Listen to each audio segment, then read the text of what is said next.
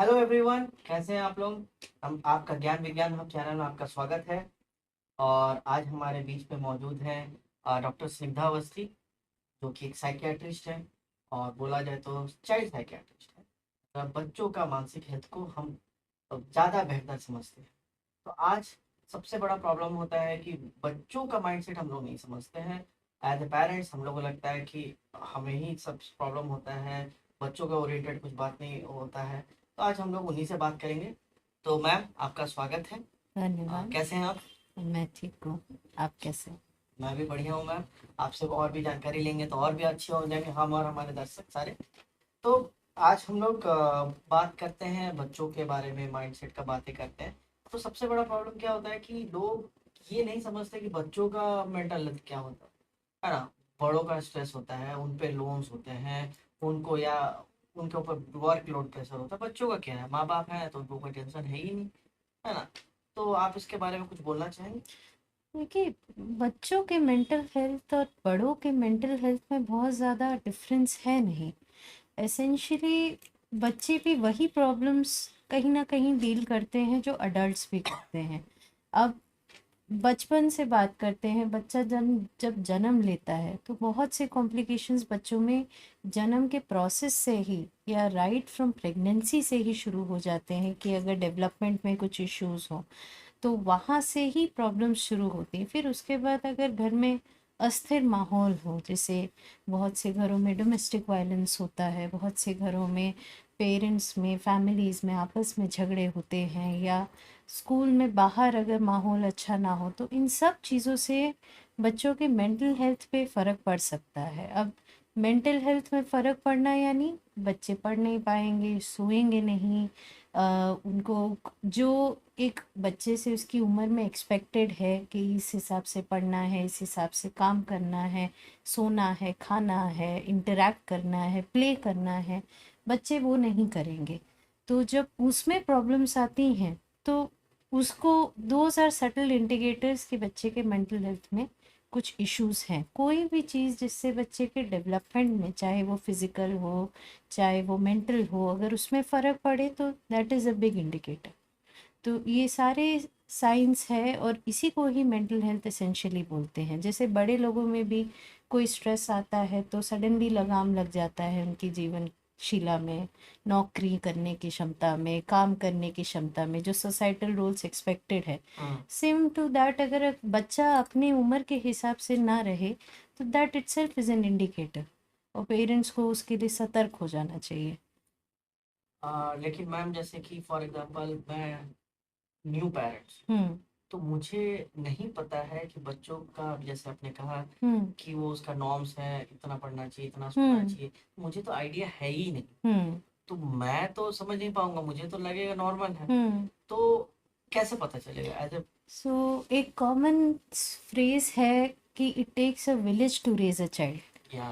तो जब एक बच्चा बड़ा होता है तो उसमें केवल माँ बाप का रोल नहीं है, आसपास की कम्युनिटी का, जो एक्सटेंडेड फैमिली है, स्कूल है, सबका बहुत इम्पोर्टेंट रोल होता है। शुरुआत में एक पीडियाट्रिशियन भी, या अगर आप एक अच्छे डॉक्टर के संपर्क में रहे तो वो भी गाइड करते हैं। तो पेरेंट्स जो ज़्यादा सतर्क होते हैं वो जाते भी हैं। और आजकल तो इतने रिसोर्सेज हैं, पेरेंटिंग बुक्स, मैं सारी बुक्स के बारे में नहीं बोल सकती, बट बहुत अच्छे अच्छे सोर्सेज अब हो गए हैं जहाँ पे पेरेंट्स कंसल्ट कर सकते हैं। उसके अलावा टीचर्स का बहुत बहुत इम्पोर्टेंट रोल है, स्कूल्स का बहुत इम्पोर्टेंट रोल है इन सब चीज़ों में। तो parents should always take the time कि कंसल्ट करना चाहिए हमें जहाँ उन्हें लॉस्ट लगे। जैसे आपने कहा घर का माहौल इम्पोर्टेंट होता है। तो देखिए मैम, ऐसा नहीं है कि हमेशा जैसे डोमेस्टिक वायलेंस का ही हम्म। मान लो। हम्म। लेकिन फॉर एग्जांपल मेरी वाइफ है, हम्म। उनके साथ ऑब्वियसली थोड़ा तू तुम में होना ही है। हम्म। इट्स लाजमी है, hmm. Because human beings are different. तो हम्म। क्या हम लोग उस समय ये चीज़ का ध्यान रखें कि बच्चों के सामने ना हो, या फिर लैंग्वेजेस को थोड़ा सा उस समय सही तरीके से यूज करें बच्चों के सामने, सो दैट बच्चों का मेंटल हेल्थ ठीक हो? क्या फिर हम लोग उनसे अलग रह के, मतलब बच्चों के जाने के बाद लड़ाई करें, बट जो कि पॉसिबल नहीं है practically, because it's the surge of the moment. Hmm. तो उस समय क्या किया जाए? बेसिकली हमें ये याद रखना है, बच्चे जो हैं अपना बिहेवियर अपने आसपास के माहौल पे मॉडल करते हैं।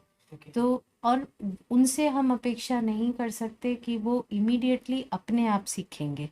तो मॉडल करने के लिए ऑब्वियसली पेरेंट्स हमेशा पॉसिबल नहीं होता है, but parents should make an effort to be at their best behaviour. अब उसमें क्या, झगड़े माहौल हर जगह होते हैं, बट पेरेंट्स उसमें क्या कर सकते हैं कि हम लोग भी टिपिकली पेरेंट्स को यही समझाते हैं कि आप कभी बच्चों के सामने मत लड़िए, करना है तो आप अलग से करिए, या गाली गलौज का, वैसे शब्दों का, अपशब्दों का व्यवहार मत कीजिए। उससे फिर बच्चे भी वो चीज़ें सीखते हैं और फिर आगे अपने रिश्तों में जब वो बड़े होते हैं फिर ये सब बिहेवियर कॉपी कर सकते हैं। तो parents have to set that example in their home from the beginning. जब तक पॉजिटिव फाउंडेशन बच्चों को नहीं मिलेगा, वो पॉसिबल है कि वो बच्चे बिहेवियर आगे कॉपी करेंगे।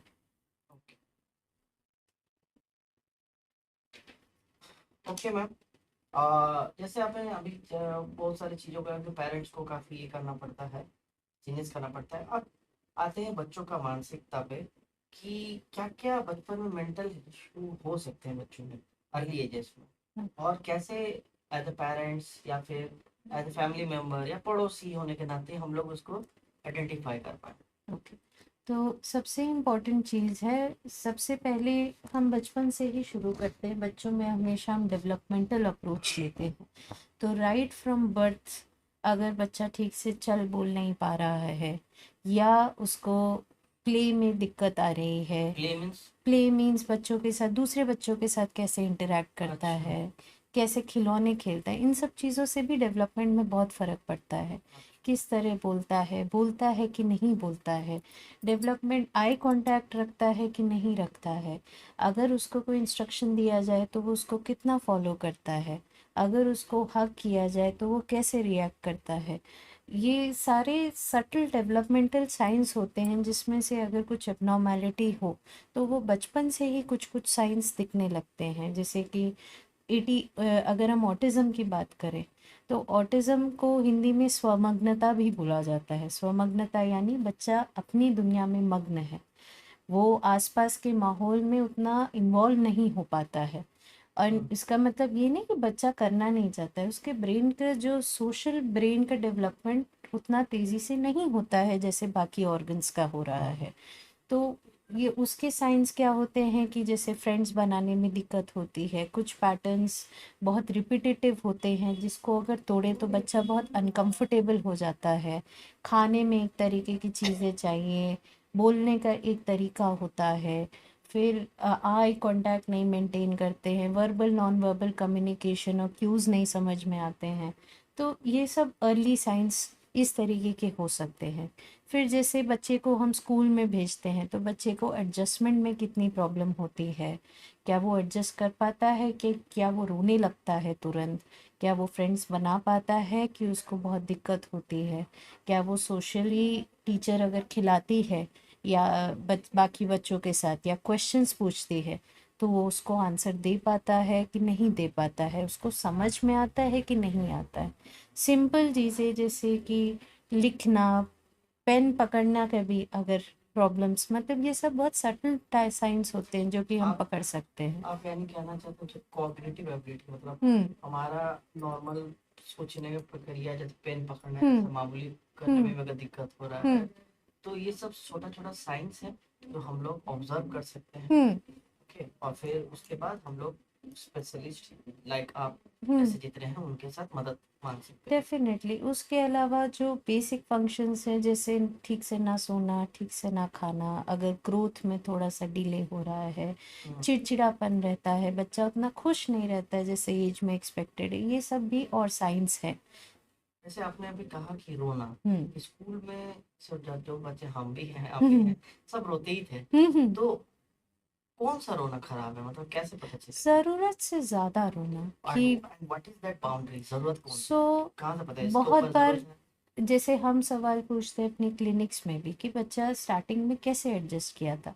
शुरुआत में कुछ बच्चों को दिक्कत होती है, बट कुछ बच्चों को इतनी दिक्कत होती है कि they refuse to go after some days, या वो इतना रोते रहते हैं, 6 महीने 1 महीने तक उनका रोना रोना ही चलता रहता है जब भी स्कूल जाने की बात करते हैं, या they are too shy to interact. उनको स्कूल का नाम लो तुरंत परेशान हो जाते हैं, उनको एंजाइटी होने लगती है। तो ये सब साइंस थोड़े से एबनॉर्मल हो जाते हैं। शुरुआत में सबको दिक्कत आएगी, it is very obvious, but eventually एक हेल्दी ह्यूमन बीइंग अडाप्ट करता है। ओके। आ, मैम, और एक सवाल, जैसे कि जैसे आपने अभी कहा मेंटल हेल्थ पे आपका बच्चों का आजकल मोबाइल, हम्म। सोशल मीडिया, स्क्रीन टाइम, हम्म। ये सब का कितना रोल होता है? हम्म। कि क्या ये भी मेंटल हेल्थ को अफेक्ट करते हैं? हम्म। और जितना जाए, और अडल्ट का से ज़्यादा डैमेजिंग होते हैं कि अडल्ट को ही जितना डैमेज करते हैं उतना ही डैमेज करते हैं? देखिए, आसपास का माहौल जैसा कि मैंने कहा, वो बहुत मायने रखता है बच्चों के डेवलपमेंट में। एंड आजकल के माहौल में सोशल मीडिया भी इंक्लूडेड है, हम इसको मानना चाहें या ना मानना चाहें। जो डिजिटल आजकल हमारा जो सोशल स्पेस है वो आउटसाइड से ज़्यादा डिजिटली है। तो ये सब इम्प्रेशनेबल बच्चों पे बहुत फ़र्क कर सकता है। अब उसमें ज़िम्मेदारी पेरेंट्स की है टू इंश्योर कि बच्चे उस social media can be a good thing. आजकल बहुत अच्छे अच्छे वीडियोस भी बनते हैं, बहुत एजुकेशनल वीडियोस भी बनते हैं, तो हम उससे भाग नहीं सकते, बट हम बच्चों को उसको रिस्पॉन्सिबली यूज़ करना सिखा सकते हैं। अब जैसे नेटफ्लिक्स पे एक धारावाहिक आई थी अब अडोलसेंस, जिस पे बहुत डिबेट हुआ था, और जिसमें यही डिबेट हुआ था कि डिजिटल मीडिया से कितना फ़र्क पड़ता है बच्चों पे, कि सोशल मीडिया इन्फ्लुएंसर्स जो हैं आजकल के यंग बच्चों को भड़का रहे हैं एंड टॉक्सिक होता जा रहा है जैसा बोला जा रहा है। तो उसमें सवाल यही उठाया गया था कि आर जस्ट बिकॉज बच्चा एक हेल्दी इन्वायरमेंट से ज़रूरी नहीं कि उसको प्रॉब्लम्स नहीं होगी।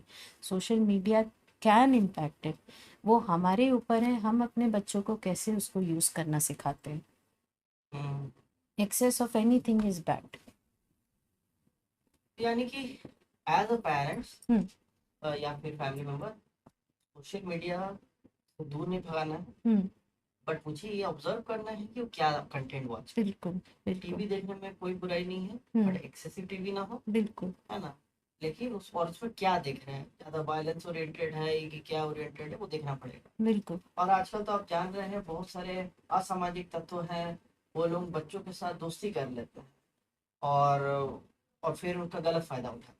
क्योंकि पेरेंट्स हैं तो वो तो डांटेंगे, फैमिली मेंबर है डांटेंगे, तो उनको कंफर्टिंग एनवायरनमेंट के लिए वो लोग कंफर्टिंग एनवायरनमेंट देता है, फिर बाद में उनका एक्सप्लॉयटेशन किया जाता है। बिल्कुल। तो ये सब चीज़ हमें देखना होगा एज अ पेरेंट्स, और हर समय हम लोग डांट के नहीं समझाते, हमें भी वो कंफर्टिंग एनवायरनमेंट देना पड़ेगा। बिल्कुल। Thank you. और अब आप लोग थोड़ा सा पेरेंट्स ओरिएंटेड कुछ सवालों पे थोड़ा ध्यान देते हैं, कि जैसे कि बच्चों का इमोशनल डेवलप, आपने कहा कि एनवायरनमेंट मैटर करता है बच्चों का माइंडसेट के ऊपर, बट हम अगर उनका मेंटल हेल्थ को डेवलप और स्ट्रॉन्ग रिजिलियंट बनाना चाहते हैं, उसमें एज अ पेरेंट्स उनका क्या रोल होता है, एज अ फैमिली मेंबर्स उनका क्या, ओके। सो कैसे कर सकते हैं? जो हमारा अमेरिकन पीडियाट्रिक एसोसिएशन है, उन्होंने एक इजी क्या फ्रेमवर्क जैसा बताया था अबाउट द 7 C's, कि how to make your child resilient. तो 7 C's में कुछ चीज़ है, जैसे बच्चे का कॉन्फिडेंस बढ़ाना, बच्चे को कॉम्पिटेंट बनाना, कि इन सब चीज़ों का मतलब क्या है, बेसिकली बच्चे को गाइड करना। सी, हम लोग इंसान हैं, ट्रायल एंड एरर से सीखते हैं, we are bound to make mistake. इसका मतलब ये नहीं है कि हम अपने बच्चे को बिल्कुल या तो ओवर प्रोटेक्ट कर दें या ओवर पिनलाइज करें। हमें बच्चों को गलती करना है, वो करेंगे, हमें उस गलती से आगे कैसे सीख मिलनी है बच्चों को वो सिखाना चाहिए। That is going to make them confident in the future. क्योंकि एक समय के बाद फिर पेरेंट्स प्रोटेक्ट करने के लिए नहीं रहेंगे, फिर उस बच्चे का क्या होगा। ठीक है, तो पहली चीज़ तो ये। दूसरा चीज़ है, हमें बच्चों को हेल्दी कोपिंग स्किल्स सिखानी चाहिए, जो आजकल थोड़ा सा कम लगता है। मीन्स हेल्दी कोपिंग स्किल्स का मतलब है कि स्ट्रेस हो या मिस्टेक हो तो इसको कोप कैसे करना है, हेल्दीली करना है, मतलब कि बहुत से बच्चे जो है गुस्सा आता है तो सामान तुरंत पटकते हैं, राइट? या आजकल अडोलसेंट्स में हम देख रहे हैं सब्सटेंस सीधा नशा करने के लिए चले जाते हैं, दोस्तों के इन्फ्लुएंस में आके, जो आपने बोला सामाजिक तत्वों के साथ निकल जाते हैं। उसके बजाय व्हाट इफ हम बच्चों को सिखाएं कि उस एंगर को किससे अच्छे तरीके से चैनल करना है, क्या वो उसको प्रोडक्टिव चीज़ों में, हॉबीज़ में इस्तेमाल कर सकते हैं कि नहीं। और डीप ब्रीदिंग एक्सरसाइजेज, ये सब चीज़ें, ये सब बहुत मायने रखती हैं। अगेन इसकी नींव स्कूल और घर से आती है। अगर एक बच्चा देखेगा कि उसके पापा जो हैं गुस्से में सबको मारने लगते हैं या नशा करने लगते हैं, बच्चा भी वेरी लाइकली वही बिहेवियर मॉडल करेगा कि मेरे बाप तो करते थे, मैं भी करूँगा, राइट? लेकिन अगर हम वहीं बच्चों को हेल्दी पैटर्न सिखाए कि देखो ये भी तरीका होता है, तुम दौड़ पे चले जाओ, ज़्यादा गुस्सा आ रहा है, चलो उसको आज हम स्विमिंग करके निकालेंगे, ये सब मतलब मैं एग्जाम्पल्स दे रही हूँ, there can be better examples also. So ये बहुत मायने रखता है आगे हेल्दी कोपिंग स्किल्स के बारे में। और उसके अलावा बेसिकली बच्चों को लिमिट सेटिंग सिखाना, पनिशमेंट से ज़्यादा लिमिट सेटिंग बहुत इम्पोर्टेंट होती है। कि ऑब्वियसली पनिश करना भी उसका भी एक अपनी जगह पे है, बट बच्चों को ये सिखाना कि हर चीज़ का एक्सेस नहीं करना है या रेगुलर हैबिट्स फॉलो करनी, all of this matter a lot. तो ये सब चीज़ें पेरेंट्स रेगुलरली कर सकते हैं। मीन्स हम लोग को बैलेंस आउट करना सीखना होगा। बिल्कुल बिल्कुल। मीन्स हर चीज है, अवेलेबल है। हम्म। मीठा भी खाना है बट एक्सेस खाएंगे बीमारी होगा। बिल्कुल। ठीक है, कुछ कोई भी चीज टॉक्सिक एक लिमिट के बाहर या अंदर बाहर हो जाने पे होता है, और कोई भी चीज अच्छा रहता है लिमिट के, बिल्कुल, एवरीथिंग। अब जैसे ऑक्सीजन भी अच्छी चीज़ है शरीर के लिए, बट अगर हम 100% ऑक्सीजन लेंगे तो चल हमें जाएंगे। हम जल जाएंगे। तो हर चीज़ में नेचर का वो लॉ ही वैसा है, everything should be in the limit. खाना खाना है तो ज्यादा खाएंगे तो मोटापा। बिल्कुल। Everything is balance. तो एज अ पेरेंट्स हमें, अगर हम बच्चों को, जैसे मैंने कहा कि इमोशनल डेवलपमेंट के लिए थोड़ा डांट फटकार और हम्म। मारपीट हल्का फुल्का जरूरी है, बट ज्यादा भी अगर हम लोग करते हैं तो थितर हो जाते हैं। बिल्कुल। कि बट आजकल क्या हो रहा है कि पेरेंट्स लोग में ये देखा जा रहा है कि स्पेशली मिलेनियल और ये फिर जो जेंजी टाइप, जेंजी तो अभी शायद पेरेंट्स बन ही रहे होंगे, बने नहीं होंगे, हम्म। बट वो लोग कुछ ओवर प्रोटेक्टिव बच्चे हो रहे हैं, और इस वजह से हम्म। क्या हो रहा है, अभी जो नए बच्चे आ रहे हैं, हम्म। ऐसा कई जगहों में शिकायत मिल रहा है सर, ऑफिस एनवायरनमेंट और ये सब में they are unprofessional. Hmm. What they are doing कि वो लोग सिर्फ इंफॉर्मेशन दे के, छुट्टी है, छुट्टी मांग नहीं रहे, बस इंफॉर्मेशन दे के निकल जा रहे हैं। या फिर थोड़ा चीज पे उनको बोल रहे हैं कि मेरे को मेंटल स्ट्रेस हो रहा है, मैं नहीं कर रहा हूँ। तो क्या इसका काफी ज्यादा रिलेशन इस वजह से रहता है कि फिर बचपन में हमको मेंटल रेजिलियंट नहीं दिखाया गया, थोड़ा भी स्ट्रेस नहीं दिया गया है, इस वजह से अभी स्ट्रेस नहीं झेल पा रहे हैं आजकल के बच्चे? चीज़ें उससे ज़्यादा कॉम्प्लिकेटेड हैं, बट हाँ this can be one of the factors कि रेजिलियंस, जो ह्यूमन रेजिलियंस है वो समय के साथ कम होता जा रहा है। अब अगर हम अपने पुरखों की बात करें, दादी बाबा परदादा का, तो उनके ज़माने में चीज़ें बहुत सिंपलर होती थी, कि इतना कॉम्प्लिकेटेड नहीं था ना, इतना एडवांसमेंट था लाइफ में। आजकल डिस्ट्रैक्शन भी बहुत है, और उसके अलावा सोसाइटल प्रेशर्स भी बहुत हैं। हर एज के साथ अब डिफरेंट प्रेशर्स आ गए हैं। पहले होता था 20 की उम्र में शादी, 30 की उम्र में बच्चे, मतलब चीज़ें वर सिंपलर। आजकल है कि नहीं, सोशल मीडिया पे फ़ोटो डालना है, इतनी उम्र में ट्रैवल करना है, फॉरेन ट्रैवल करेंगे, इतना इनकम होना चाहिए, इतनी प्रॉपर्टीज़ होनी चाहिए, एट्सेट्रा।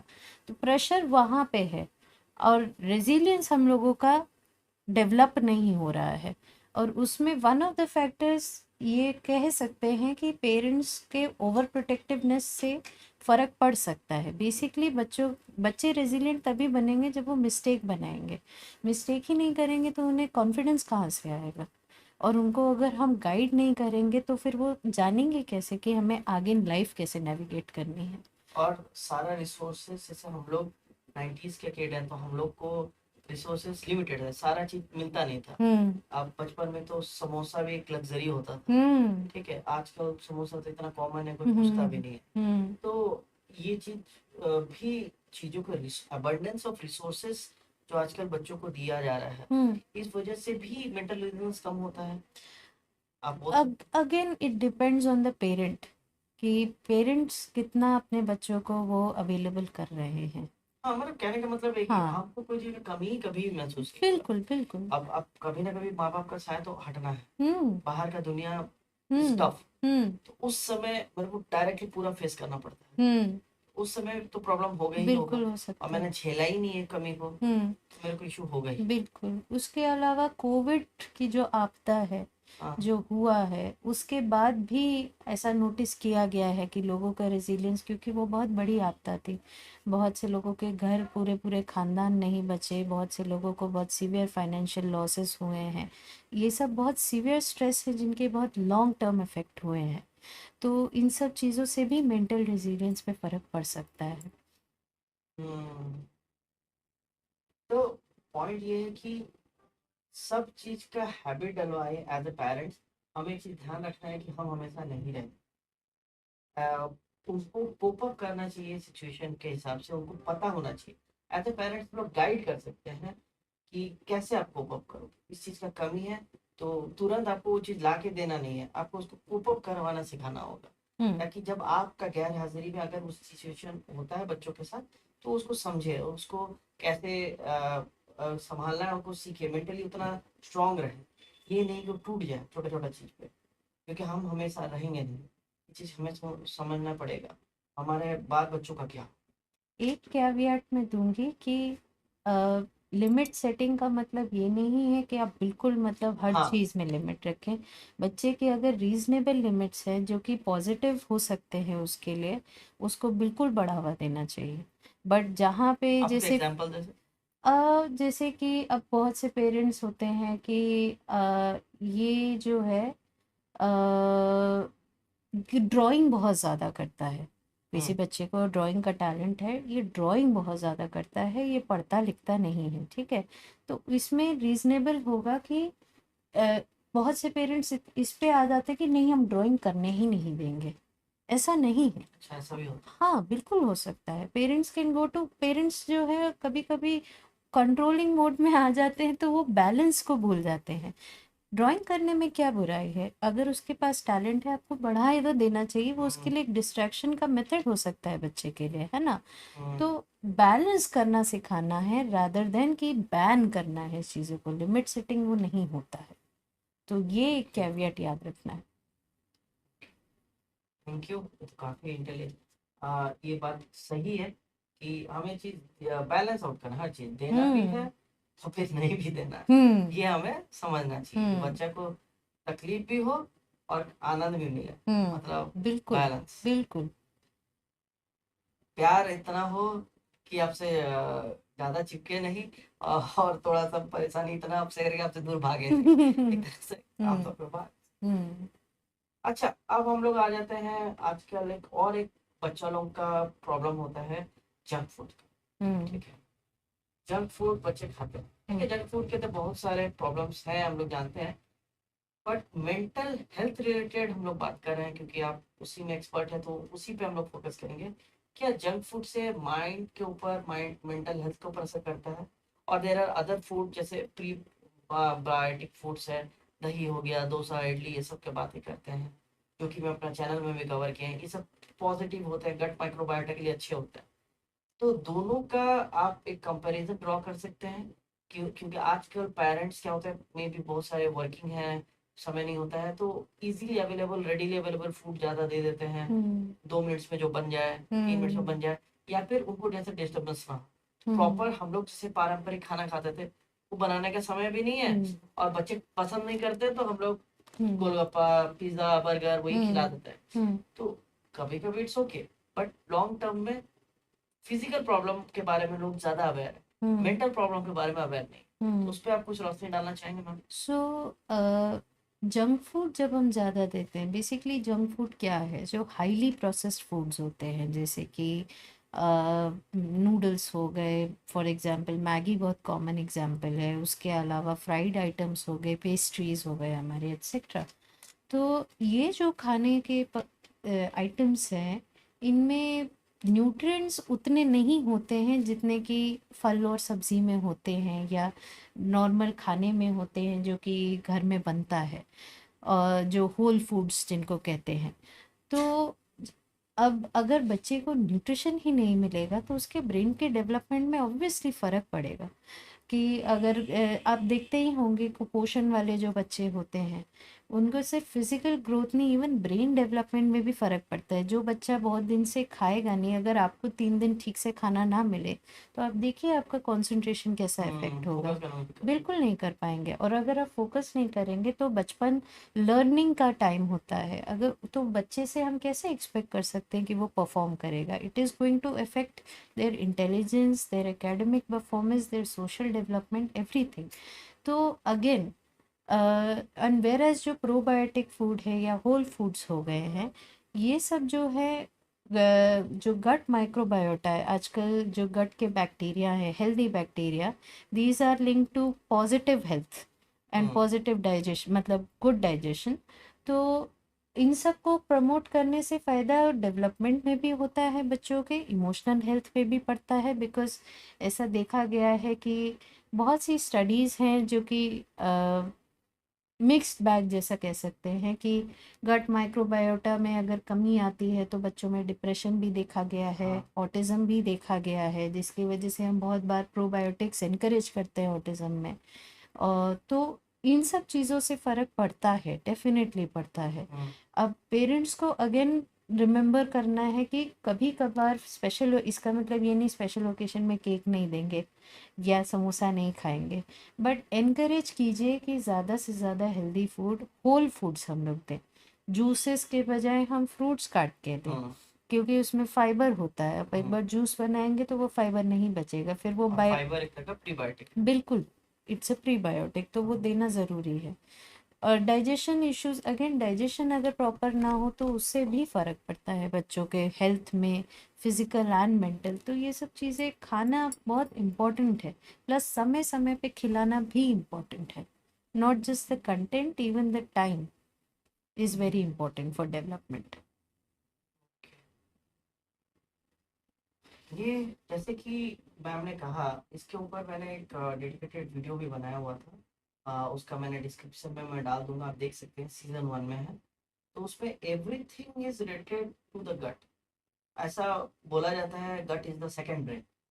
आपका थॉट प्रोसेस, आपका बिहेवियर, आपका एवरीथिंग, चिड़चिड़ापन, हर चीज वो कंट्रोल करता है ना। तो इसलिए गट बैक्टीरिया को आपको ध्यान रखना है। तो वो आपका ध्यान रखे, स्पेशली चाइल्ड का। इसलिए जंक फूड, जैसे मैम ने कहा, देना है ओकेजनली, कभी कभी। जैसे उससे पहले भी मैम ने कहा, बैलेंस मेंटेन रखना, देना भी है, नहीं भी देना, ठीक है। तो इस चीज को आपको ध्यान रखना है, ताकि बच्चे को कभी फील ही ना हो कि हमको ये चीज से वंचित किया गया है। बिल्कुल। और या फिर ऐसा फील ना हो कि हमें पर तो बहुत है, उसका वैल्यू ही लोग कदर करना छोड़ दें, ठीक है। अब खाने पीने की बातें हो रही है, तो सबसे बड़ा आजकल प्रॉब्लम है, सबसे बड़ा वो है बच्चों को खाना कैसे खिलाना। क्योंकि बच्चों को अगर खाना खिलाना है, सभी पेरेंट्स को एक रामबाण इलाज मिल गया है कि मोबाइल ऑन करो, कुछ कार्टून लगा दो, वीडियो लगा दो, पकड़ा दो और बच्चों को खिलाते रहेंगे। अब इस केस में देखा जाता है कि बच्चों का पेट कब भरता है या कब भरा है। जैसे कि फॉर एग्जांपल मैंने अपना वीडियोस में भी कवर किया है, ग्रेलिन हॉर्मोन्स का होता है, जो कि और लेप्टिन हॉर्मोन्स का एक क्या होता है, सिग्नलिंग का जो प्रोसीजर होता है वो ब्रेन को आता है, फिर ब्रेन आपका रेस्पॉन्ड करता है, इट टेक टाइम। तो आपको स्लोली खाना है, ताकि आपको पता रहे कि आपका पेट भर रहा है। नहीं तो आप भरने का सिग्नल आने से पहले आप खा लेंगे तो पेट दर्द करता है। बट जब हम लोग सोशल मीडिया में एंगेज हो जाते हैं, तो ये जो सिग्नलिंग होता है, लेप्टिन हार्मोन बताता है कि पेट भर गया है, ग्रेलिन भूख करवाता है। मैं दर्शक लोगों को थोड़ा सा बता दे रहा हूँ, ये आपको सीजन 1 में मिल जाएंगे। तो अब ये चीज जब पेरेंट्स बच्चों को पकड़ा देते हैं मोबाइल फोन और खाना खिलाते हैं, तो बच्चों का उसमें मेंटल का इशू तो होता है, फिजिकल इशू भी होता है। इस पे थोड़ा सा प्रकाश डालिए आप। और दूसरा, आप मोबाइल फोन नहीं देंगे तो कैसे खिलाएं, ये सबसे सेकंड जो है सबसे ज्यादा इम्पोर्टेंट। देखिए स्क्रीन टाइम जो है उसके लिए भी इंडियन एसोसिएशन ऑफ पीडियाट्रिक्स के बहुत क्लियर कट गाइडलाइंस है कि 2 साल से पहले तक तो आपको देना ही नहीं है। आइडियली देना भी है तो आधे घंटे से भी कम स्क्रीन टाइम देना है। तब उस दौरान आप बच्चे को कैसे खिलाएंगे, आपको बच्चे के साथ इंगेज होना पड़ेगा। आपको याद है हम लोग बचपन में कैसे खाना खाते थे? हाँ, हमारे टाइम में मोबाइल नहीं होता था, है ना? तो हम सब लोग साथ में बैठते थे, और मम्मी जो, चिड़िया खिलाते होते, चिड़िया खा रही तुम हाँ खा, हाँ, मौसा के लिए एक तो बना दिए। प्ले बना के उसको कि देखो ये आया, तो क्वालिटी टाइम हम स्पेंड करते थे, और माँ के साथ या पिताजी के साथ जो वो टाइम स्पेंड होता था वो हम्म। हमें याद भी रहता है। जी। तो ये बच्चे के ब्रेन के डेवलपमेंट के लिए भी कितना स्टिमुलेटिंग है ये। आजकल की भाग दौड़ में पेरेंट्स जो हैं अनफॉर्चुनेटली क्वालिटी टाइम नहीं दे पाते अपने बच्चों को, इसीलिए they have to resort to things like a mobile phone कि बच्चे को इंगेज कर सके। अभी आपने स्टिमुलेटिंग वर्ड का यूज किया, हम्म तो इसके उसको थोड़ा सा एक्सप्लेन कीजिए। तो स्टिमुलेटिंग एज इन क्या देना चाहिए? स्टिमुलेटिंग क्या होता है? आप कह रहे हैं कि आपने कहा मेंटल के लिए बहुत स्टिमुलेटिंग रहता है, पेरेंट्स का इंटरेक्शन। स्टिमुलेटिंग मतलब कि बच्चे के ग्रोथ को वो बढ़ावा देगा। तो जैसे हम्म। पॉजिटिव इन्वायरमेंट है ना, कि बच्चे को याद है कि उसकी मम्मी उसको प्यार से खाना खिला रही है, पॉजिटिव अच्छा। इमोशंस हैं, ये सब मदद करता है बच्चे के पर्सनालिटी डेवलपमेंट में, उसके कैरेक्टर डेवलपमेंट में, जो रेजिलिएंट बनाते, सी एवरीथिंग इज लिंक्ड, है ना? तो जो इजी तरीका है कि मील टाइम जो है वो एक फैमिली रिचुअल की तरह बनाया जाए, सब लोग साथ में बैठे, एक साथ बैठे, एक दूसरे से बात करें, और एक टाइम पे बैठे। जैसे कि मैंने कहा मील्स टाइम फिक्स करना ज़रूरी होता है। जो खिला रहे हैं वो इम्पोर्टेंट है, जब खिला रहे हैं वो भी इम्पोर्टेंट है डेवलपमेंट के लिए। तो उसको एक टाइम फिक्स किया जाए, और कम से कम डिस्ट्रैक्शंस रखें, ज़्यादा से ज़्यादा पॉजिटिव अपना इन्वायरमेंट, या जस्ट आप अपने बच्चे के साथ दिन के बारे में बात कर सकते हैं, आज तुम्हारा दिन कैसा था, आज मैंने ऑफिस में ये किया। तो उससे भी वो खाना भी खाएगा, उसको टीवी की कमी भी नहीं लगेगी, और आपका एक समय भी बन रहा है बच्चे के साथ। तो अलग से, जैसे बहुत से पेरेंट्स कहते हैं हमारे पास समय नहीं है, समय नहीं है, केवल एक खाना खाना ही, बच्चे के साथ बैठना, क्वालिटी टाइम स्पेंड करना, ये भी बहुत मायने रखता है। तो ये कुछ तरीके हैं जो हम पेरेंट्स और को सिखाते टॉडलर हैं। एकदम छोटे रहते हैं, उनको हम्म भी माँ बाप आजकल बैठा देते हैं टीवी पे। उनको बिल्कुल नहीं करना चाहिए, उनके साथ आइडियल ये होता है कि पेरेंट्स उनके साथ बैठे रहें, और उस समय टीवी नहीं चले तो अच्छा है, और उनके साथ बैठ के खाएं और खिलाएं। इमो और जैसे हम लोग को कराते थे कि प्लेन है और ये ट्रेन आया और ये, तो वैसे करना चाहिए। हम्म। Thank you. और जैसे कि हम लोग जैसे देखते हैं कि आजकल अडल्ट भी, जैसे कि आजकल इंडिया में तो पहले था तारक मेहता का उल्टा चश्मा लगा के हम्म फैमिली बैठ के देख रहे हैं, अब टीवी हम्म पे ध्यान है, बच्चों के साथ इंटरेक्ट, बच्चे भी देख रहे हैं, ये भी देख रहे हैं, सब हम्म देख रहे हैं। हम्म इससे बहुत नेगेटिव इफेक्ट होता है कि, मैं सीरियल का बात नहीं कर रहा हूँ, मतलब टीवी का टाइम का बात कर हम्म रहा हूँ। तो अभी क्या हो जाता है कि यही चीज अगर हम लोग वही टाइम इंटरेक्शन के लिए बिता दें, बच्चों के लिए समय दें, तो आपका कहना है कि वो ज्यादा क्वालिटी रहेगा, बच्चों के साथ एक इमोशन बनता है, एक अच्छा पॉजिटिव डेवलपमेंट बिल्कुल आता है उनके बिल्कुल बिल्कुल। साथ। ओके। तो हमें भी वही करना चाहिए। देखिए, टीवी एंगेज आपका नॉलेज के लिए है या एंटरटेनमेंट के लिए, उसको खाने का टाइम से अलग रखिए, मिलाइए मत। टीवी टीवी या सोशल मीडिया कुछ भी, वो बहुत समय को बर्बाद करता है, आपका बच्चों का हेल्थ को बर्बाद करता है, माइंडसेट डेवलप बर्बाद करता है। बेटर है वही समय को बच्चों का के साथ दोस्ती बनाने में बिताए, बच्चों के साथ ये बताए कि उसके लिए टीवी से ज्यादा इम्पोर्टेंट हम हैं। राइट। तो यही चीज है। आप इसीलिए खाना खिलाने को आप एक खेल बना दीजिए, तो बच्चों को दिक्कत नहीं होगा। हाँ, थोड़ा आपको मेहनत लगेगा, बट बच्चों का हेल्थ के लिए तो ये जरूरी है।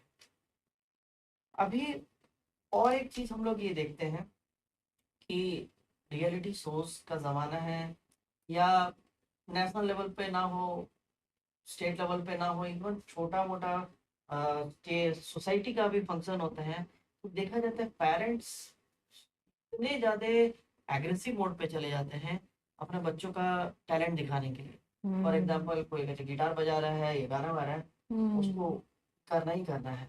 और अगर कभी भी क्या होता है कि जैसे देखा गया कि परफॉर्मेंस में किसी तरीके से, फॉर एग्जांपल एक डांस प्रोग्राम है, हम्म तो मेरे बच्चे एक कोई लीड डांसर होगी, बाकी नॉन लीड होंगी, हम्म तो मेरा बच्चा ही लीड करेगा, हम्म इसी में पेरेंट्स लोग का काफी लड़ाई हो जाता है, या फिर रियलिटी शो में कभी ऑर्गेनाइजर से लड़ जाते हैं कि मेरा बच्चा को कैसे आप निकाल दिए। ये सब हम लोग कॉमन हम लोग देखते हैं, और ये धीरे धीरे बढ़ती जा रही है। इसका बच्चों का माइंडसेट, मेंटल हेल्थ पर क्या असर पड़ता है। दूसरा, हम लोग ये देखते हैं कि कभी कभी बच्चा हार जाता है रियलिटी शो, तब क्या होता है, और जीत जाता है तब क्या होता है। सो रियलिटी शो एसेंशियली क्या है, कंपटीशन है। Competition can be a good thing also. Competition, अगर बच्चे के अंदर टैलेंट है तो उसको बिल्कुल हमें बढ़ावा देना चाहिए, और उसके लिए कंपटीशन करने से बच्चों को ग्रोथ करने के लिए स्टिमुलस मिलता है। कि जैसे मान लीजिए स्पोर्ट्स मान लेते हैं हम लोग, एथलेटिक्स मान लेते हैं। कोई बच्चा 100 मीटर दौड़ने में बहुत तेज़ है, अपने स्कूल का बेस्ट चैम्पियन है, बट वो उसमें आगे बढ़ना चाहता है, तो वो तभी बढ़ पाएगा ना जब वो कंपटीशन में जाएगा और लोगों से मतलब compete करेगा। फिर उसको समझ में आएगा ओके मुझे ये चीज़ इम्प्रूव करनी है। सो एंड जैसे जैसे वो करते जाएगा उसका कॉन्फिडेंस बढ़ेगा। So it can be a good thing. Negative चीज़ ये कब बनती है, जब हम ज़रूरत से ज़्यादा खुद प्रेशर लेते हैं और अगर हमारे ऊपर थोपा जाए। तो जैसे बहुत से पेरेंट्स उसको मिल्क करते हैं। अब उसके कई कारण हो सकते हैं कि जैसे पेरेंट्स खुद कॉम्पिटिटिव हैं, या बहुत से बच्चे जो हैं बहुत एडवर्स सिचुएशन से निकल के आते हैं इन कॉम्पिटिशन्स में पार्टिसिपेट करने के लिए। परहैप्स ये उनके लिए, उनकी फैमिली के लिए बहुत बड़ा इंसेंटिव है, फाइनेंशियल इंसेंटिव हो या किसी तरीके का सोशल इंसेंटिव हो सकता है। तो उस सिचुएशंस में ऐसा हो सकता है कि पेरेंट्स प्रेशर बनाए। तो ज़रूरत से ज़्यादा प्रेशर भी बच्चों के कॉन्फिडेंस पे, उनके सेल्फ एस्टीम पे मतलब फ़र्क कर सकता है। इस तरीके के बच्चों को बहुत एंजाइटी हो सकती है, सीवियर केसेस में डिप्रेशन भी हो सकता है। जैसे हम लोग अगर अपनी बात करें अडल्ट्स का भी, अगर हमें बहुत ज़्यादा बाहरी तनाव पड़ता है तो हमें क्या लगता है, हम भी डरने लगते हैं। वी स्टार्ट क्वेश्चनिंग एवरीथिंग, क्या हम जो कर रहे हैं वो ठीक है। तो आपको क्या लगता है हमारा परफॉर्मेंस कैसा होगा, नहीं होगा अच्छा। तो कंपटीशन पॉजिटिव और नेगेटिव दोनों तरफ से जा सकता है। अगेन इसमें पेरेंट्स का बहुत रोल है। वो पॉजिटिव हो सकता है अगर पेरेंट्स उसको पॉजिटिवली खुद उसको टेक करें और बच्चे को भी सिखाएं कि हर स्ट्रेस ज़रूरी नहीं है, हर स्ट्रेस ख़राब स्ट्रेस हो। कुछ स्ट्रेस जो है वो ज़रूरी होता है डेवलपमेंट के लिए। और नेगेटिव वो तब हो सकता है जब ज़रूरत से ज़्यादा प्रेशर डाला जाए कि तुम्हें ये करना होगा, नहीं तो बदनामी होगी, ये होगा वो होगा। वो बच्चे के लिए वो हेल्पफुल कहीं से भी नहीं है, वो उसके सेल्फ कॉन्फिडेंस को बल्कि और लो करता है। और जो ये पेरेंट्स करते हैं कि मेरा बच्चा ही आगे रहे, दूसरा का ना रहे, उसके लिए ऑर्गेनाइजर से लड़ लेते हैं या टीचर से लड़ लेते हैं कि मेरा ही बच्चा लीड करेगा, दूसरे को लीड पे मत रखिए। इस तरह का बातें होती हैं। वो सबसे भी एक जो बच्चा देख रहा है, उसका पेरेंट इस तरह की बातें कर रहे हैं, उसका माइंडसेट पे क्या गुजरती है। Again it can go both ways. अगर किसी के पेरेंट्स उसको आजीवन उसको प्रोटेक्ट करते रहेंगे तो जब वो बच्चा बड़ा होगा, दुनिया जूझेगा, तो उसको तब दिक्कत आ सकती है डिसीजन मेकिंग में। सिमिलरली कोई बच्चे को अनकंफर्टेबल लग सकता है अगर उसके पेरेंट बहुत ज़्यादा आगे बढ़ बढ़ के करें कि उसको, क्योंकि बाकी बच्चे भी तो फिर उसमें इन्वॉल्व होते हैं, वो उसको बच्चे को बुली कर सकते हैं, और फिर again that is going to affect the mental health. तो पेरेंट्स, इसीलिए मैं बार बार कह रही हूँ, पेरेंट्स को अब ये याद रखना है बच्चे अपने आप से नहीं बनते हैं, बच्चे मॉडल करते हैं अपना बिहेवियर। हम जो एग्जाम्पल्स, हम जो बिहेवियर्स करते हैं, वेरी लाइकली है बच्चे भी वही कॉपी करेंगे। तो अगर हम नहीं चाहते कि हमारा बच्चा ऐसा ना करे तो पहला कदम हमें लेना चाहिए, तब वो बच्चे में पॉजिटिव ग्रोथ आएगा। मतलब आप ये कहना चाहते हैं कि एज ए पेरेंट्स हम कंपटीशन के एनकरेज करें, बट इतना भी ना एनकरेज करें कि दूसरों बच्चों को प्रॉब्लम क्रिएट करें। बिल्कुल, हाँ, ताकि वो समझे कि दूसरों का भी लाइफ इम्पोर्टेंट है, जितना डेफिनेटली। मेरे बच्चों का लाइफ इम्पोर्टेंट। तब वो एम्पैथी डेवलप करेगा और वो समझेगा कि दूसरों का भी मनस्थिति। नहीं तो फिर वो इनकंसिडरेट हो जाता है दूसरों के प्रति भी, और फिर सीरियसली आपके लिए भी हो ही सकता है। और हम लोग जो अगर जीतता भी है तो हमें रियलाइज करवाना है कि तुम जीते हो इसका मतलब ये नहीं कि you are sole whole and sole, मतलब there are others also who are better than. तो तुम उसको घमंड के रूप में मत ले लेना, या फिर अगर हार रहे हो तो तुम उसको फेलियर के रूप में मत समझ लेना, मतलब मतलब सेलिब्रेट कीजिए, हाँ विंस एंड लॉसेस दोनों सेलिब्रेट कीजिए, दोनों करना बहुत ज़रूरी है। हाँ बट इसका मतलब ये भी नहीं है कि उसको बिल्कुल चढ़ाया जाए और बिल्कुल उस पर प्रेशर बनाया जाए। हाँ। अब जैसे हम लोग देख सकते हैं अरिजीत सिंह जो हैं, इतने बड़े सिंगर हैं, इस कंपटीशन पे थे शायद फेम गुरुकुल में थे, हम्म उसे सिक्स तरफ फिल्म आए थे, हम्म। वो उनका टॉप थ्री में भी नहीं है, बट आज देखिए वो कहाँ पे है। हम्म। क्योंकि वो अपना जो हार है उसको एकदम निराशा में नहीं लेके उसको भी और इम्प्रूवमेंट करते रहे, कहाँ कहाँ प्रॉब्लम है इसको आइडेंटिफाई करके इम्प्रूव किए। तो जो बच्चे आज टॉप किए हैं, जो निकल गए हैं, अगर वो तैयारी कर रहे हैं, हो सकता है आज जो टॉपर है उससे भी बेटर होंगे, बिल्कुल हो सकता है है। ना। तो इसीलिए इसको कुछ बड़ा ये चीज मत बनाइए, बच्चों को नॉर्मल रखिए, उनको भी रियलाइज कराइए कि कंपटीशन पार्ट है, जरूरी है, बट उसको उनके ऊपर बर्डन मत डालिए। Thank you. अब कुछ मिथ पे आते हैं। मिथ बहुत ज्यादा आता है कि जैसे कि हम लोग, जैसे कि मैंने अभी कहा कि बच्चों को मेंटल हेल्थ का जब आपने प्रॉब्लम बताया वो सर आ रहे, तो लोगों को लगता है अरे छोटा बच्चा है इसको क्या चीज का टेंशन, है ना।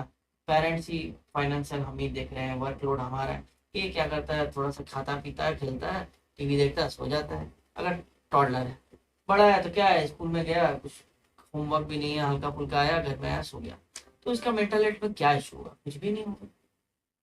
ये धारणा बहुत गलत है, क्योंकि आप अगर आप सोचिए, जैसे हम कहते हैं ह्यूमन बीइंग सोशल एनिमल है, सोशल एनिमल का मतलब केवल बातचीत नहीं है।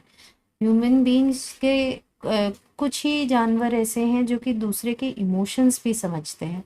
अगर एक बच्चे को ऐसा लगे कि उसके माँ बाप खुश नहीं हैं या बहुत स्ट्रेस में हैं या बहुत ज़्यादा परेशान है, तो इससे भी डेवलपमेंट में फ़र्क पड़ता है। और वो स्ट्रेस वैसा स्ट्रेस नहीं दिखेगा जैसे बड़े लोगों में दिखता है कि वो गुस्सा है या परेशान है, बच्चे बता नहीं पाते हैं। बट बच्चों में बिहेवियर चेंजेस आते हैं। तो ऐसा नहीं है कि बच्चों में स्ट्रेस है। और प्लस आजकल जैसा माहौल हो रहा है कि सोशल मीडिया का इन्फ्लुएंस है, बुलिंग है, सब्सटेंस है, इन सब से बच्चों को फ़र्क पड़ता है। परफॉर्म करने का प्रेशर है ज़्यादा से ज़्यादा, क्योंकि जैसे जैसे हमारे कॉलेजेस की एंट्री हो गई या जैसे डिमांड्स हो रहे हैं कॉलेजेस के एकेडमिक्स के, उसमें परफॉर्म खरे उतरने का जो प्रेशर है, इन सब चीज़ों से बच्चों को फ़र्क पड़ता है। टॉडलर्स में भी अगर उन्हें ऐसा सेंस होता है कि उनके घर के आसपास का इन्वायरमेंट अनस्टेबल है या खुशहाल नहीं है, तो बच्चों को उससे फ़र्क पड़ता है। वो फिर अच्छा, उतने हैप्पीली नहीं खेलेंगे, उतने हैप्पीली नहीं डेवलप करेंगे जैसे कि एक नॉर्मल बच्चा करेगा। तो यानी कि बच्चों को भी स्ट्रेस होता है, बिल्कुल। आपके जैसा हो सकता है फाइनेंशियल स्ट्रेस ना हो, वर्कलोड का स्ट्रेस ना हो, बट आपका जो स्ट्रेस घर में आ रहा है इनडायरेक्टली उसके पास पहुंचता है, बिल्कुल। टॉडलर अगर है तो। फिर अगर थोड़ा सा बड़ा हो जाता है तो आपका स्ट्रेस तो पहुंचता ही पहुंचता है, प्लस स्कूल का, आसपास का, सोसाइटी का, सोशल मीडिया का, वो सब भी पहुंचने लगता है, टीनेजर में भी आता है। बिल्कुल। ठीक है, तो इसको इग्नोर ना करें और लोगों डॉक्टर से सजेशन लें। अच्छा, बट अच्छा, आपने कहा कि सजेशन लेना चाहिए या बात करना चाहिए, बट एक धारणा आता है जिस वजह से सब झिझकते हैं, वो ये है साइकेट्रिस्ट के पास ले गए तो हमारा बच्चा पागल है क्या, साइकेट्रिस्ट हम्म के पास ले जाएंगे। हम्म। तो पागलपंथी क्या है, और लोग मतलब क्यों, मतलब क्या सही में पागल होने पे ही आना पड़ता है। ऐसा बिल्कुल भी नहीं है। पहले तो हमें समझना चाहिए पागलपन क्या है। तो पागलपन जो है पुराने ज़माने में एक बहुत ही खराब शब्द था उन लोगों को संबोधित करने के लिए जो सोसाइटी के प्रेशर के या सोसाइटी के रूल्स के हिसाब से नहीं चलते थे। पहले के ज़माने में जो सीरियसली मेंटली इल होते थे उन्हें क्रिमिनल्स की तरह भी ट्रीट किया जाता था, जहाँ से ये धारणा बनी है कि पागल मतलब सोसाइटी का आउटकास्ट है, ये तो क्रिमिनल है, इसको तो बंद हो जाना चाहिए। बट आजकल ऐसा नहीं माना जाता है। साइकियाट्रिस्ट के पास या for that matter even child psychiatrist के पास आप इसलिए नहीं जाते हैं क्योंकि बच्चा पागल है, बट इसलिए जाते हैं कि बच्चे के डेवलपमेंट को लेके आप कंसर्न हैं। आपका बच्चा जो बहुत अच्छे से बात करता था, खेलता था, तो अचानक से उसने ये सब करना बंद कर दिया है, तो आपको नहीं लगता आपको पूछना चाहिए किसी से कि क्या हो रहा है? May be not a psychiatrist, paediatrician से शुरुआत कीजिए बच्चों के केस में। सिमिलरली अडल्ट्स के केस में कि डिप्रेशन हो गया, एंजाइटी हो गया, ओसीडी हो गया है, कितनी बीमारियां हैं जो कि पागलपन नहीं है। सीरियस पागलपन 1% पॉपुलेशन में भी नहीं होती है, ये बात भी हमें याद रखनी है। ज़्यादातर लोग, हम लोग सिर्फ अपनी लाइफ के स्ट्रेस के साथ जूझ रहे होते हैं और उसके वजह से हमें सैडनेस और ये सब चीज़ें आती है। यानी कि आप कह रहे हैं कि जो अगर बच्चों में कुछ नेगेटिव चेंजेस, आप बिहेवियरल चेंज देख रहे हैं, कॉग्निटिव एबिलिटी मतलब सोचने समझने का, तो कुछ भी, जैसा मैम ने कहा था कि पेन पकड़ने में दिक्कत हो रही है, कुछ भी हो रही है, तो नॉर्मली किसी से तो बातचीत करेंगे ही ना, बिल्कुल। ऐसा क्यों कर रहा है बच्चा, तो वो व्यक्ति उतना सक्षम नहीं होगा आंसर देने के। इसलिए बेटर है पीडियाट्रिशियन के साथ या चाइल्ड साइकियाट्रिस्ट के साथ थोड़ा बैठे, बातें कर रहे हैं तो इन्हीं से बात कीजिए, है ना। तो जरूरी नहीं है कि बच्चे पागल हो, जैसे आप अगल बगल से बात करते हैं उसी से उन्हीं से बात कीजिएगा। पेरेंट्स आपस में बात करें, मेरा बच्चा ऐसे क्यों कर रहा है, बॉल ठीक से नहीं फेंक पा रहा है, तो कुछ भी, ठीक है। तो हर चीज को ऐसे घबराने का जरूरत नहीं है, ये नॉर्मल चीजें हैं, हर किसी को हो सकती है। और मैम इसी का एक रिलेटेड एक क्वेश्चन ये है कि अगर अर्ली साइंस स्टेजेस में अगर कुछ देख लेते हैं साइंस, और पीडियाट्रिशियन हो या आपके साथ जैसे लोगों के साथ लोग संपर्क में आते हैं, तो बच्चों का वो चीज क्योर किया जा सकता है। तो इट डिपेंड्स ऑन प्रॉब्लम क्या है। अगर प्रॉब्लम कोई ऐसी है जो डेवलपमेंट का इशू है, कि जैसे ब्रेन का डेवलपमेंट प्रॉपर नहीं हुआ है, तो अनफॉर्चुनेटली ऐसी जो चीज़ें हैं इनको रिवर्स करना थोड़ा मुश्किल है। उसमें फिर हम फोकस करते हैं कि बच्चे को सक्षम बनाए, कि आगे का स्ट्रेस जो आएगा उसको हैंडल कैसे करेगा। उसके लिए हम बच्चों को ट्रेनिंग देते हैं, ट्रेनिंग यानी कि थेरेपीज। तो वो डिपेंड करता है कहाँ प्रॉब्लम है और क्या थेरेपी देनी है। कोई बच्चा बोल नहीं पाता तो स्पीच थेरेपी देते हैं, कोई बच्चे को अटेंशन इश्यूज है तो ऑक्यूपेशनल थेरेपी देते हैं। तो उस तरह से डिसाइड किया जाता है। बट जैसे कि बहुत से पेरेंट्स हमारे पास आते हैं एक्सपेक्ट करते हुए कि बच्चे को ब्रेन में बर्थ के समय दिक्कत हुई, डेवलपमेंट उतना अच्छा नहीं हुआ, तो दे एक्सपेक्ट कि हम उसको क्योर कर देंगे या ऑटिज़म का क्योर कर देंगे। अनफॉर्चुनेटली हमारे पास इन बीमारियों के लिए क्योर नहीं है। इमोशनल इश्यूज को we can cure with good therapy and medicine for sure.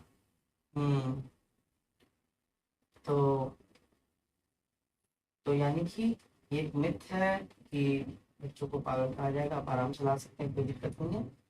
छोटा बच्चा का भी स्ट्रेस लेता है कि नहीं, वो भी एक तरह का मिथ है। अब आखिरी एक सवाल आता है कि लोग आजकल, वी नो कि हम लोग सोशल एनिमल, हमें इंटरेक्शन, लोग अकेला में अगर हम रहेंगे तो गड़बड़ है, हम लोग को लोग चाहिए बात करने के लिए, अड़ोस पड़ोस, अच्छे सोसाइटी।